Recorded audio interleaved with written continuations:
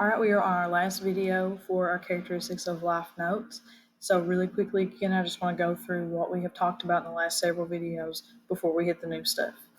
So we started out thinking what makes something alive.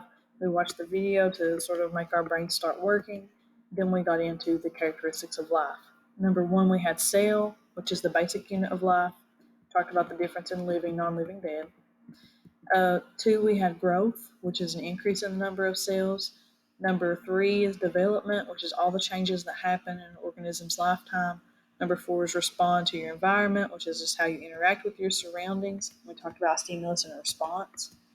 Then we looked at how plants, are they really alive and how does that work? And yeah, that's true. They do respond to their environment.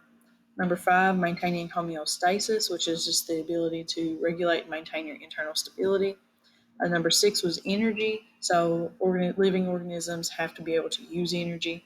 And we said all energy ultimately comes from the sun. Here are several ways we can use energy. There are many more. Seven, reproduction. So making more of your own kind. Whatever species you are, when you reproduce, you make more of that species. And we asked the question, do all organisms in a species have to reproduce in order for the species to survive? No, not necessarily, just enough to keep the species going. So here are our new notes. So number 8 for our characteristics of life is DNA. Write this down. DNA is the genetic or the hereditary material in a cell. So if you have a cell, you're going to have a DNA in it. It's unique to you, and we will talk about how, and basically DNA, all it does is it's like the library.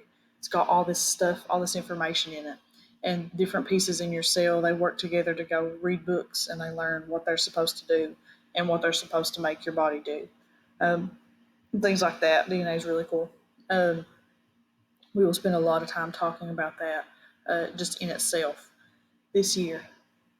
So DNA, and like I said, it's unique to you. So your DNA is different than anybody else's DNA. When you talk about identical twins, it gets a little hairy there.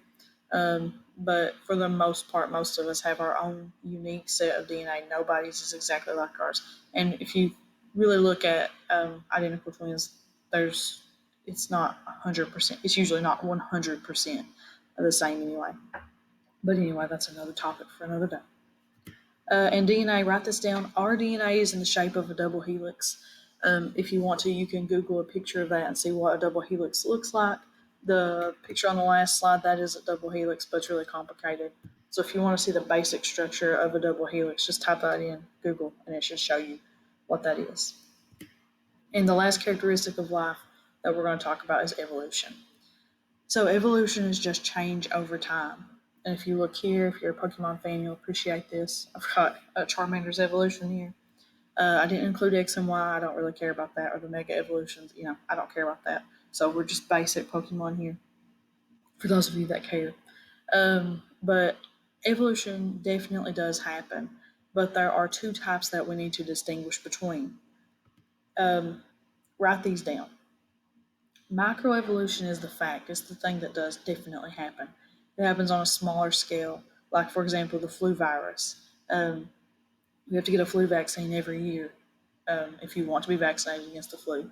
So when you get that, that is based on that flu, that version of the flu that is most common or whatever. So it does change. We have evidence, scientific evidence, that the flu virus definitely changes, it mutates. So that is microevolution. And that also goes along with like the coronavirus right now. They're talking about how it's mutating and, the amount of spikes we'll call it that, on the virus has changed and things like that, causing it to be more or less deadly or like able to attach, and spread, things like that. But we won't get into that. But that's just something to think about. So microevolution is like the fact, like we know that definitely happens. Macroevolution is the evolution that you probably thought you always think about when you hear evolution, when evolution really is just change over time. So macroevolution is that theory of evolution.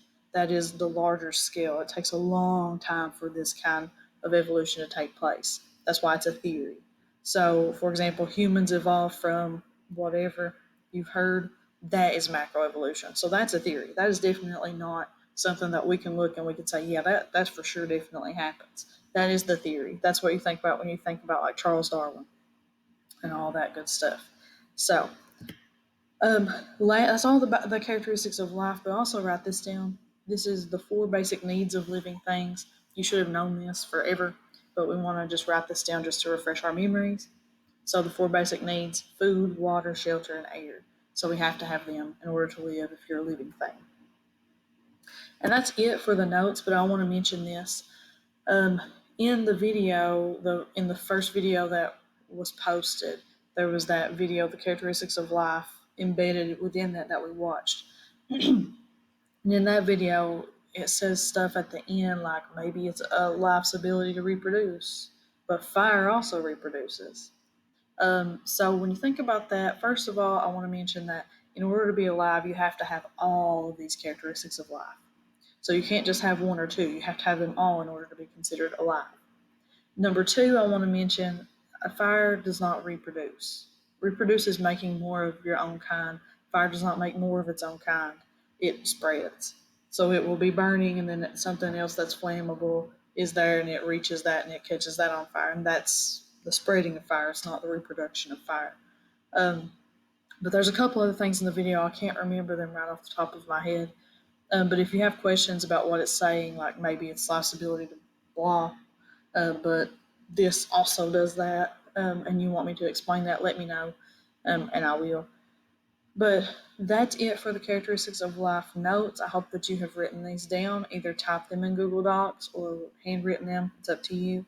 But you definitely need to keep up with these because, like I said, I'll probably let you use them on the chapter test and things like that while we're on NTI. So if you have any questions, please let me know. I hope to see you guys soon.